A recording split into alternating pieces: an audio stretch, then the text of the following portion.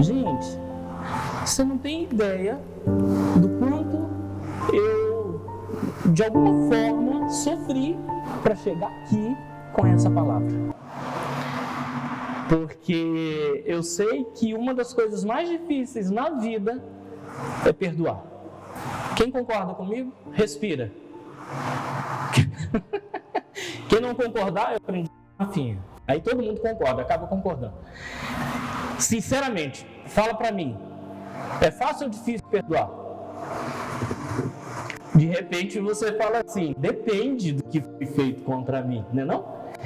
É lógico que sempre vai depender de uma coisa ou de outra.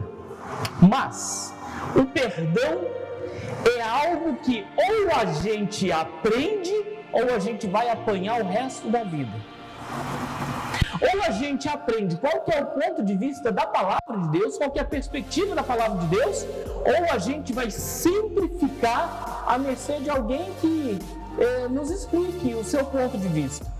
Entre o ponto de vista das pessoas e o ponto de vista de Deus, vamos escolher o ponto de vista de Deus hoje, em nome de Jesus? Sim ou não? Escolhendo o ponto de vista de Deus, então a gente vai para a palavra do Senhor e vai aprender o que é o perdão, em nome do Senhor Jesus.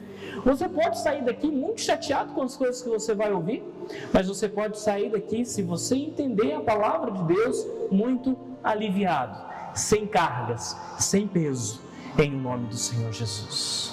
Amém? Segunda carta de Paulo aos Coríntios, capítulo 2, verso 15. 2 Coríntios 2, 15. Porque para Deus somos o bom perfume de Cristo, nos que se salvam e nos que se perdem. Porque para Deus nós somos o bom perfume de Cristo, para os que se salvam e para os que se perdem. Porque nós somos o bom perfume de Cristo, nos que se salvam e nos que se perdem. Segunda carta de Paulo aos Coríntios, capítulo 2, verso 15. Essa é uma cena que eu gosto muito. Não sei se você já leu esse texto de Marcos, capítulo 2, versos 1 a 12. É o texto em que 4 amigos carregam um amigo comum deles, e eles vão na direção de Jesus. Eles estão com a maca e eles vão na direção de Jesus, porque eles sabiam que Jesus estava curando, que Jesus estava libertando, que Jesus estava salvando, que Jesus estava fazendo e operando milagres. Quando eles chegaram na casa, estava muito lotado, tinha gente do lado de dentro, tinha gente do lado de fora, e eles não tinham condições de entrar. O que eles fazem então? Eles da casa, abrem um buraco no telhado, dão um baita prejuízo no dono da casa. E foi um prejuízo do bem, que eles baixaram aquele doente até chegar a Jesus. E ali, Jesus olha para ele e fala assim: você está curado. A amizade que você tem com esses caras, a amizade que esses caras têm com você, é algo que eu nunca vi. Jesus exalta aquela amizade e falou com ele assim: pega o teu leito, levanta e vai embora.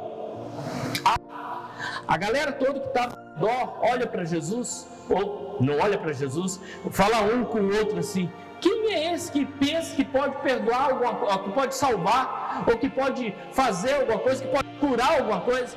Jesus, conhecendo o seu pensamento, o pensamento deles, fala assim: vocês acham muito difícil eu falar que o cara pode ser curado? Tá. Eu vou falar para vocês que, além de curar, eu também posso, e quero e vou perdoar os pecados dele. Então vai embora agora, levanta, fique curado, mas também vá perdoado dos seus pecados. Isso causou um alvoroço enorme. Mas a grande figura que eu quero começar a ilustrar aqui é que o perdão tem esse poder de tirar fardos de sobre os nossos ombros. Sabe?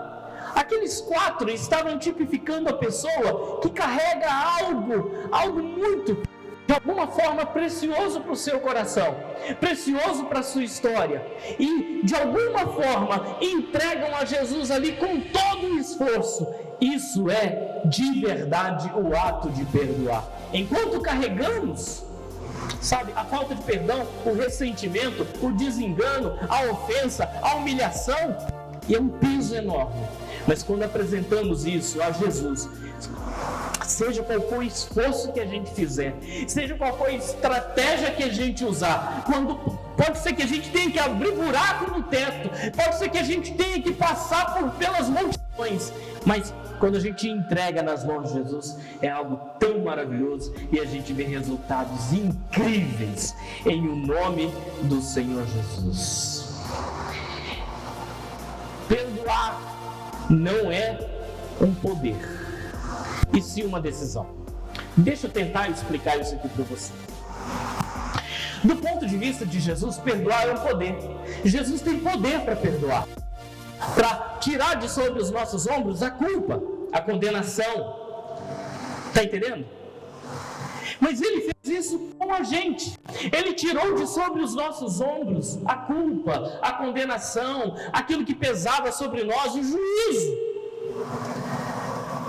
Para Jesus, perdoar é um poder, mas para nós, perdoar é uma escolha e uma decisão. E que decisão e que escolha é essa? De fazer com os outros o mesmo que Jesus fez com a gente. Mesmo porque, se você começar a pensar quando é que a gente tem que perdoar, a gente não tem que perdoar quando a gente está forte. Não é verdade? A gente é desafiado a perdoar quando a gente está mal. A gente é desafiado a perdoar quando a gente é ofendido. A gente é desafiado a perdoar quando a gente está fragilizado. A gente é desafiado a perdoar quando as coisas não estão tão favoráveis a nós. Quando fomos ofendidos, maltratados, injuriados, caluniados, aí é que nós somos desafiados. Então, nesse momento, você pode ter ideia, nós não temos poder nenhum. Temos, pessoal? A gente só tem fragilidade. Por isso que o perdão não é um poder nos nossos casos, na nossa história. É uma decisão. É uma decisão de transferência, de pegar o que Jesus fez na nossa vida e transferir com o mesmo preço que a gente recebeu para frente. 7 verdades sobre o perdão que provavelmente você saiba e a gente vai refrescar a nossa memória. Primeira verdade, vamos lá, é uma graça de Deus.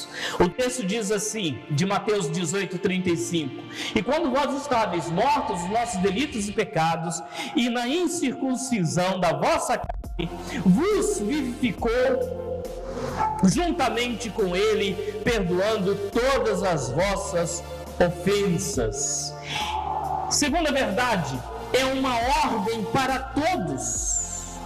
O texto diz: antes, sede uns para com os outros benignos, misericordiosos, perdoando-vos uns aos outros, como também Cristo perdoou. Deixa eu te dizer uma coisa, eu não vou discutir com você as coisas que aconteceram contra você, tá ligado?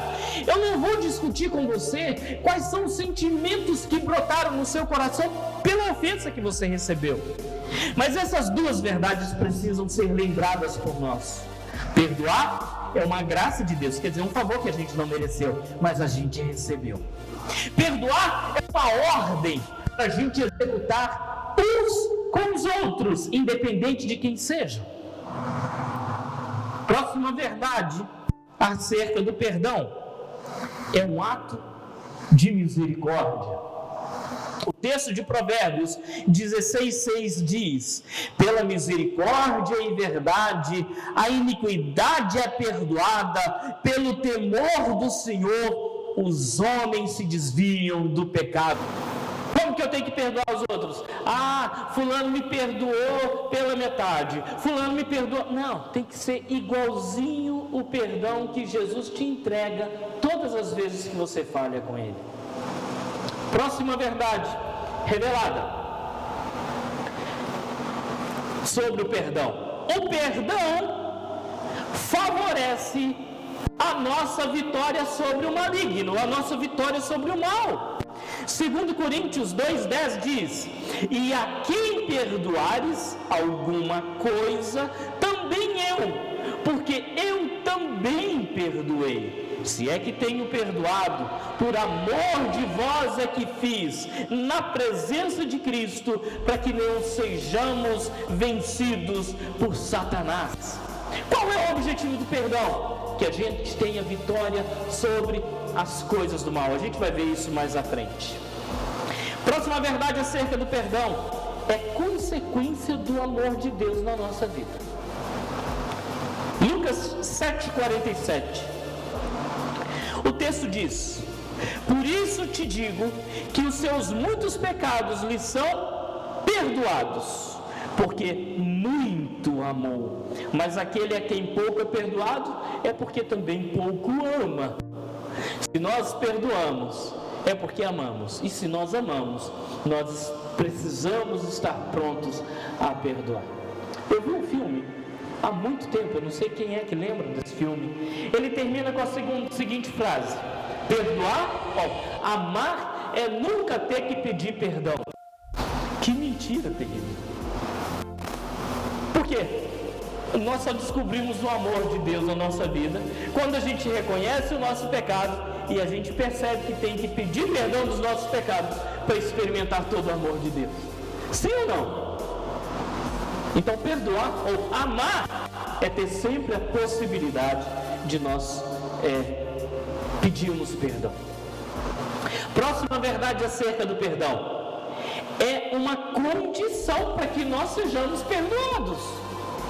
Gente, quando eu leio isso aqui eu fico apavorado. Eu não sei você, mas olha o texto, Mateus 6,15. Vamos lá, vamos ver se você consegue me acompanhar. Se porém não perdoardes os homens as suas ofensas, o que está escrito? Também o vosso Pai não perdoará as vossas ofensas. Ei! Você já parou para pensar nisso? Está no mesmo contexto daquela oração que Jesus Cristo ensina. A oração do Senhor, que tem muita gente que repete como se fosse uma reza, e não é o caso. Vamos lá. Perdoa os nossos pecados, assim como nós perdoamos os nossos devedores. Perdoa as nossas dívidas, assim como nós perdoamos os nossos devedores. Eita, você ora isso, pessoal? Hein? Você tem coragem de orar isso? Tem ou não tem? Em Lucas capítulo 4, aparece uma parábola que, me tirou o chão. A parábola do servo impertinente, vamos dizer assim. Ele tinha uma dívida muito grande, impenitente. A palavra do servo impenitente e também é impertinente. Ele tinha uma dívida muito grande de impostos com o rei. O rei o chama e olha para ele e fala assim: você me paga isso aí? Ele falou: não tem dinheiro. Aí o rei falou assim: vou pegar sua esposa, seus filhos, seus bens e vou retê-los aqui comigo. Você vai apanhar um cadinho e você vai ser liberado e vai trabalhar para pagar suas dívidas. Aí quando você tiver dinheiro suficiente, você vem aqui e paga a dívida e eu libero sua esposa, seus filhos e seus bens. Ele chorou, ele esperneou, ele clamou ao rei. E o rei, segundo o texto de Lucas, ficou muito movido com a sua dor e o perdoou e o liberou com a sua esposa, com tudo, e ele foi embora. Quando ele chega no meio da rua, ele encontra um cara que o devia muito menos do que ele devia o rei. Sabe o que ele fez? Pegou pelo colarinho do cara, mas deu tanto murro na cara do cara. Bateu, xingou, humilhou, rejeitou, fez o que fez e não perdoou a dívida daquele cara. O rei ficou sabendo e o chamou e o esbofeteou e o humilhou e o maltratou e falou: ah, tá, eu te perdoei, você não perdoou lá na frente. Então aqui você vai ficar humilhado e você vai ficar preso, sua esposa, tudo, até você ter condição de pagar, porque você não entregou na frente aquilo que eu havia te entregado. Lucas 4 nos mostra que perdoar não é um poder, é uma decisão, é uma escolha. Da mesma forma que nós fomos perdoados, nós precisamos entregar esse perdão. Olha aí, vai lá, lê comigo. Perdoar não é um poder, porque a gente sempre está na hora mais fragilizada, sendo desafiado a perdoar. E é sim uma decisão. E quer saber? É uma decisão libertadora. A Bíblia diz que nós somos o bom perfume de Cristo. E ele fala isso num contexto em que Paulo estava sendo muito humilhado, muito ofendido, escorraçado, sendo maltratado. E quando ele escreve a segunda carta de Paulo aos Coríntios, no capítulo 2, ele fala desses maltratos, ele fala disso tudo, mas ele fala assim, e depois a gente vai ver sobre isso, ele vai mostrando que muito além da dor que ele carrega no seu peito, ele tem um objetivo, porque ele aprendeu que perdoar não é um poder, é uma decisão, e ele vai ensinar a usar esse bom perfume de Cristo, que é a nossa atitude de perdoar as pessoas. Qual é o bom perfume de Cristo? É o nosso perdão. É quando nós assumimos em Cristo a decisão de retribuir ou de repassar às pessoas o perdão que um dia nós recebemos. Qual é a primeira instrução do uso desse bom perfume de Cristo? Vamos lá. Decida usar conscientemente. Capítulo 2 da segunda carta de Paulo aos Coríntios, versículos 1 a 3. Vamos juntos. Paulo começa dizendo: mas eu deliberei comigo mesmo. O que Paulo está falando? Eu decidi. Eu tomei uma resolução na minha vida. Eu pensei cá com os meus botões. Eu analisei a situação e cheguei a uma conclusão. Eu deliberei comigo mesmo. Eu não perguntei a ninguém. Eu não tirei satisfação com ninguém. Eu não fiz partidarismo, não fiz nada. Eu tomei uma decisão sozinho, na presença do Senhor. Quer usar o bom perfume de Cristo, que é a sua atitude de perdoar? Não busca ideia com ninguém, não. Sabe? Pensa você com seus botões na presença do Senhor. Sabe por quê? Você vai ouvir muitas vozes, sim ou não? Quando a gente está ofendido, a gente corre o risco de ouvir vozes boas e vozes ruins. É por isso que Paulo chega aqui e fala assim: eu deliberei comigo mesmo. Eu pensei cá com os meus botões. Eu meditei na presença do Senhor. E o que ele deliberou? Não ir ter convosco em tristeza. Porque já pensou? E é justamente isso que acontece. Quando a gente é ofendido, quando a gente é humilhado, a gente põe a melhor cara de... E o risco de falar palavra feia? Alguma coisa que você pensou. A melhor cara para ganhar o partido de alguém, o coração de alguém, a ideia de alguém, a parceria de alguém. Sim ou não? Não é assim que acontece? Né? A gente pensa assim: eu vou trazer alguém para o meu time, o time das tristezas, o time bad, e vou fazer um timão e a gente vai escorraçar aquele. Paulo não. Paulo falou assim: eu deliberei pessoalmente comigo mesmo não ir a vocês com tristeza. Por quê? Se eu entristeço vocês, quem é que vai me alegrar? Se não aquele que por mim foi entristecido. Eu escrevi tudo isso para vocês, para que quando eu for, não tenha tristeza da parte dos que deveriam me alegrar, confiando em todos vocês que A minha alegria é a alegria de vocês. Quer dizer, Paulo tomou a decisão de a força para ir contra o ofensor, mas ele tomou a liberdade e a deliberação pessoal, a decisão consciente de: eu não vou contaminar ninguém com a minha amargura. Está entendendo? Quer usar o bom perfume de Cristo, que é o perdão? Não saia contaminando ninguém com a amargura do seu coração. Ninguém merece. O que ele diz? Nós somos tão ligados que o que acontece comigo acaba ferindo vocês. Eu sei disso.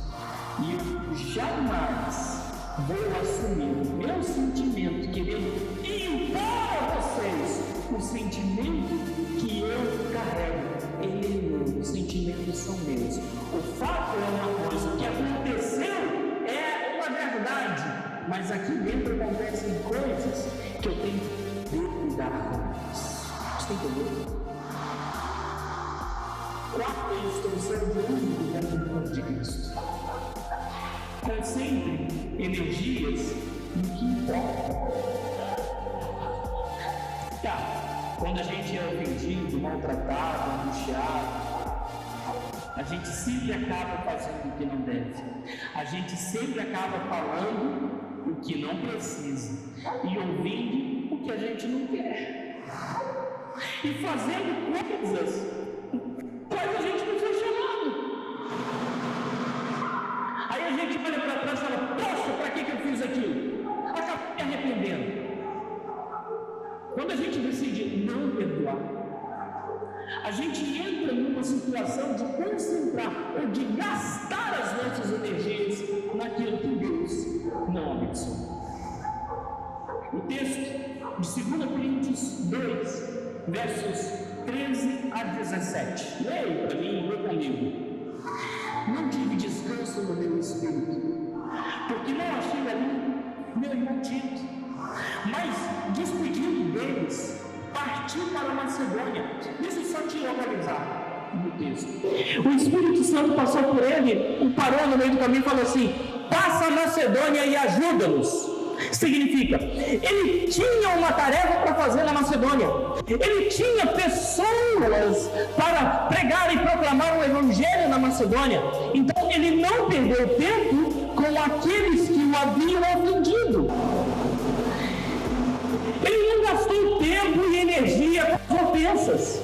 Ele ouviu o Espírito Santo e ele percebeu que ele tinha uma obra de Troade para fazer na Macedônia, e é para lá que ele estava indo.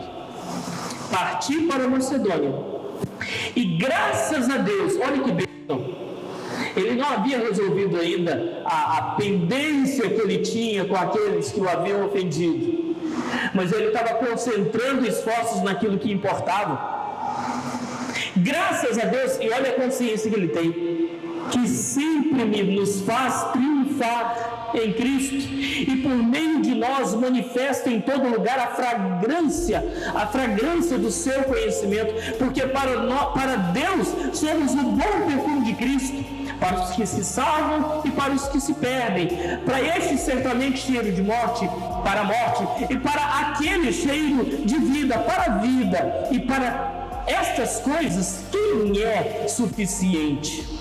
Porque nós não somos, como muitos, falsificadores da palavra de Deus. Antes, falamos de Cristo com sinceridade, como de Deus, na presença de Deus. Resumindo, quando ofendido, quando maltratado, você tem a escolha de ficar remoendo aquilo dentro do seu coração ou concentrar os seus esforços e a sua energia naquilo que verdadeiramente importa. Porque podemos chegar numa situação complicada, que é o que Paulo chama de blasfêmia do Espírito Santo. Quem aqui já teve essa dúvida? Pastor, o que é blasfêmia do Espírito Santo? Contra o Espírito Santo? Quando desprezamos o poder de Deus, quando desprezamos a possibilidade e a capacidade de Deus transformar as coisas e manifestamos isso em palavra, nós estamos fazendo o quê? Blasfemando contra o Espírito Santo. Finalmente, a gente chega no final dessa mensagem falando sobre o perdão, falando sobre as verdades do perdão, falando sobre a necessidade de nós perdoarmos. E eu me lembro de uma obra de John Bunyan, intitulada O Peregrino. Quantos aqui já viram desenho, filme, já leram livro? Quantos aqui já viram essa história? É muito interessante. Busca lá na internet, você vai conseguir achar. Mas eu fiquei mais chocado com a história de John Bunyan do que com a própria história do peregrino. Deixa eu contar um pouquinho da história do autor dessa obra. Não sei se você conhece. Ele viveu no século XVII na Inglaterra. Ele era um pregador da palavra do Senhor, muito apaixonado por Jesus. Muito apaixonado por Jesus. Em sua vida, ele era condenado, ele era acusado pelas autoridades de promover aglomerações com ensinos estranhos. Sabe quais eram os ensinos estranhos? A pregação do Evangelho. Ele já era perseguido por isso. Por 12 anos da sua vida ele ficou preso. 12 anos preso, John Bunyan. E durante esses 12 anos, as autoridades chegavam para ele a cada período e falavam assim: pode sair. Ah, eu posso sair? Pode. Com uma condição: a partir de hoje você nunca mais prega o Evangelho. Eu fico aqui. Ele ficava. E ele ficou na prisão por 12 anos. E quer saber de um detalhe? Ele tinha uma filha cega, adolescente. De quem? Ele perdeu 12 anos de contato da sua vida por conta de estar preso, por causa da pregação do Evangelho, por causa da sua paixão por Jesus. Ele teve um sonho que uma pessoa maltrapilha, com uma bagagem muito grande nas costas. Esse foi um dos sonhos que ele teve na prisão. Caminhava e ao longo da sua caminhada ele encontrava pessoas das mais variadas qualidades e defeitos, que representavam qualidades e defeitos do ser humano. E à medida que ele vai caminhando, a sua bagagem vai sendo, a sua maleta, a sua mochila vai sendo cheia por aquelas pessoas que vão influenciando os mentirosos, os trapaceiros, os angustiados, os opressores, vão tendo contato com ele e ele vai enchendo a sua mochila, até quando ele chega diante da cruz de Cristo. E ele se rende aos pés do Senhor. E ele percebe que naquele momento Jesus arranca de sobre as suas costas aquela mochila pesada e o faz livre por causa do poder do Evangelho. Lembra que a gente começou essa mensagem falando daqueles 4 amigos? John Bunyan também pensou num peregrino que carrega um peso enorme durante a vida e encontra apenas no seu contato e na sua relação com Cristo a oportunidade e a possibilidade de se livrar daquele peso. E só rendendo aquele peso, colocando aquele peso aos pés da cruz, é que ele fica totalmente livre daquele incômodo e daquele transtorno.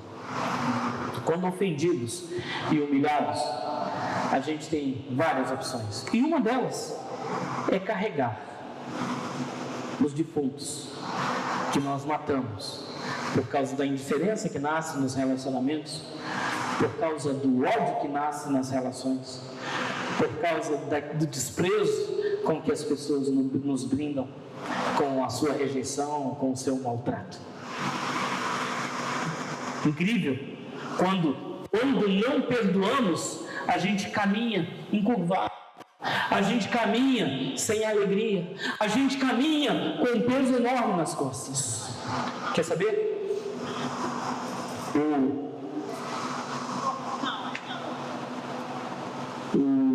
A falta de perdão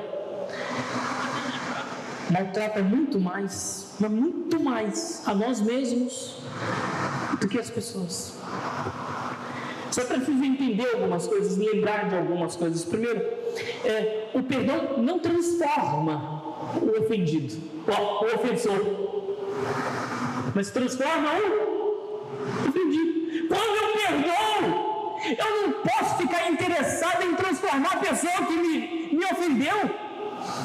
Você pode ter certeza que quando eu libero perdão, a minha vida é transformada, eu fico mais leve. Sim ou não? Você já experimentou isso? Nós precisamos lembrar que quando nós perdoamos, nós fazemos aquilo que agrada a Deus. Pode ser que não agrade aos homens e nem ao nosso coração. Quando Cristo nos perdoou, Ele nos fez por graça, por favor, que a gente não merece. E a gente tem que tomar a decisão de liberar esse perdão com a mesma graça. Fulano de tal me ofendeu, ele não merece ser perdoado. Então você merece. Toda vez que você ajoelha e pede perdão a Deus dos seus pecados, você merece. Nós não merecemos. Não merecemos. O perdão é uma ordem e não é uma opção. Ah, pastor, estou dando um gelo no fulano porque ele vai aprender com a minha indiferença. Velho, na boa, não aprende não. É capaz de te ofender da mesma forma, porque a nossa indiferença, o que diz a Bíblia, a palavra do Senhor? A ira do homem não produz a justiça de Deus. Dá pra gente repetir isso, só pra gente gravar? Vamos lá. A ira do homem não produz a justiça de Deus. Mais uma vez, a ira do homem não produz a justiça de Deus. Qual é o contexto que Tiago diz isso? Todo homem seja o quê? Pronto para ouvir. Por quê? Temos dois ouvidos. Um pode ouvir menos do que o outro, mas temos dois. Prontos para ouvir, tardio para falar. É uma desvantagem, gente. 2 contra 1. Quem é que ganha? Quem é que ganha? Você vai lá. 1 contra 2. Quem é que pode ganhar, gente? Quem está em dupla, não é? Mas na verdade a boca ganha de 2 ouvidos. Que coisa! Todo homem, pois, seja pronto para ouvir, tardio para falar. E a Bíblia diz: tardio para se irar. Por quê? A ira do homem não produz a justiça de Deus. Eu vou dar um gelo nele que ele vai aprender. Não. Eu vou me vingar com a mesma moeda. Não. Irai-vos e não pequeis. Não se deixe pôr o sol sobre a vossa ira. Sabe o que significa isso? Não deixa o dia passar sem pelo menos pegar essa ofensa e colocar aos pés da cruz, para Deus levar esse fardo. Eu quando encontrar fulano, aí é que eu vou liberar perdão se eu ver que é para olhar no zóio dele. Não, você não precisa disso. Você não precisa disso. Fulano vai ficar agora lá em Nova York. Se você liberar perdão agora, você fica leve. Pastor. Pronto, tentei. Faz a prova. Depois você me conta. Há pessoas que desenvolvem doenças psicossomáticas, doenças do corpo, geradas pela mente, dolorida pela alma, aventada por causa da falta de perdão. Pastor, você está me dizendo agora que eu sou o culpado dele ter me ofendido? Não, eu estou dizendo que quem perdoa sempre é mais nobre do que quem ofende. Por quê? Está repetindo uma atitude de Deus. Simples assim. assim.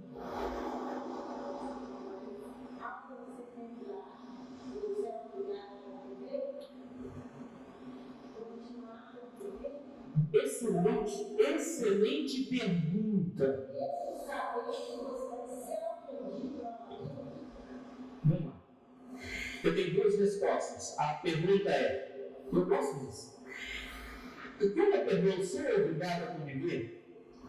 Vamos para a experiência que a gente tem com Jesus.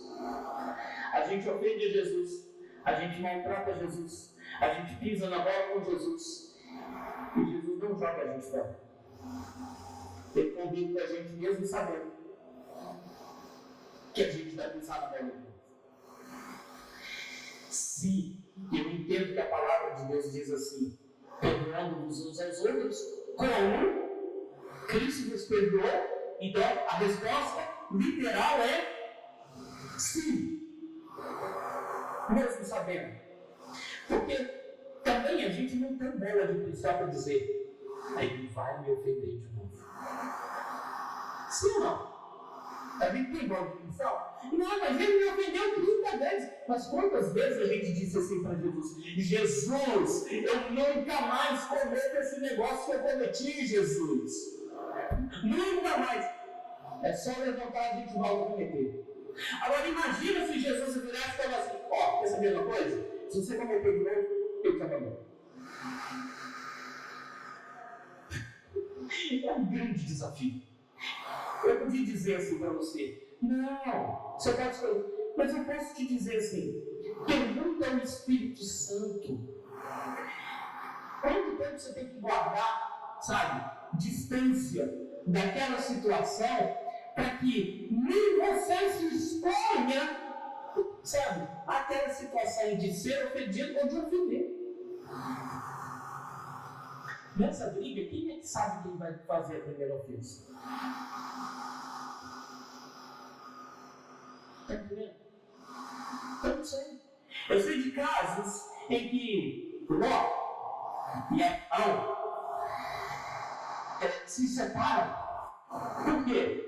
Está acontecendo muita briga entre os nossos servos aí. Então você escolhe um lado, eu vou escolher outro. E tomaram a decisão para que as coisas não se complicassem mais. Mas tomaram a decisão consciente de que tinham o mesmo Deus. Serviam na mesma fé. E não se separaram com ódio. Está ligado? Porque a Bíblia diz que quando nós odiamos as pessoas, nós não temos permanente dentro de nós a vida eterna. Então a gente tem que repensar essas atitudes e repensar essas situações. Sabe, sempre perguntar ao Espírito Santo de Deus, eu tenho que conviver com a pessoa? Ou quanto tempo eu tenho que me afastar? Deixa eu ser prático nisso. Eu já fui ofendido algumas vezes e a pessoa imediatamente após a ofensa veio para mim e falou assim, fulano, Evandro, eu queria conversar com você. Eu virei para ele e falei assim, com todo carinho, agora não. Eu estava ferido demais. Você está entendendo? Eu estava ferido demais. Eu estava angustiado demais. Eu estava afetado demais. Qualquer coisa que ele me dissesse, eu podia sair nele. E a relação podia ficar pior do que estava. Então, eu me afastei, eu orei por mim, eu orei por ele. E o pastor também. E depois de um tempo, eu mesmo me chamei. Falei, fulano, vem cá, vamos conversar. E na conversa, eu não despejei os cachorros em cima dele. Eu não tomei pedras sobre ele. Eu assumi a responsabilidade dos meus sentimentos. E falei com ele, olha, a nossa relação em Cristo é muito importante. Mas quando você me disse aquilo, eu me senti humilhado, eu me senti rejeitado, eu me senti. Foi um sentimento que nem eu escolhi acolher no meu coração. Mas eu quero te dizer, em nome de Jesus, eu estou pronto agora para liberar perdão sobre sua vida. Não tivemos muito contato depois, porque ele tinha um nível de relacionamento dele e eu tinha o meu, mas não foi por ódio, foi por escolha de nossos caminhos.